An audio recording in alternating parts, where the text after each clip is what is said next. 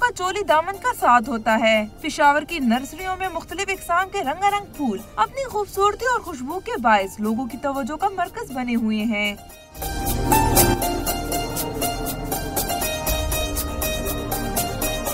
मैंने अपने घर में नर्सरी भी लगाया है और अच्छे अच्छे फूल भी वहाँ पे रखते हैं। घर भी खूबसूरत होते हैं, ये खुशबू भी अच्छी देते हैं।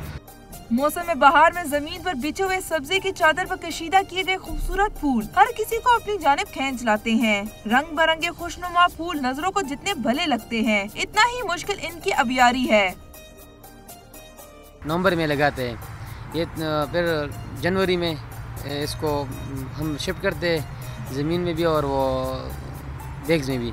फोटोनिया, पेंजी, मौसमरी, कार्नेशन सीजनल फ्लावर बहार के खास फूल हैं। बहार आती है तो फूलों की खुशबू और सुहाना मौसम साथ लाती है। कुदरती हुस्न से मोहब्बत करने वाले अपने आंगन को मौसमी फूलों से सजाते हैं। कैमरामैन काशान अरशद के साथ हिरा शाह, डॉन न्यूज़ पेशावर।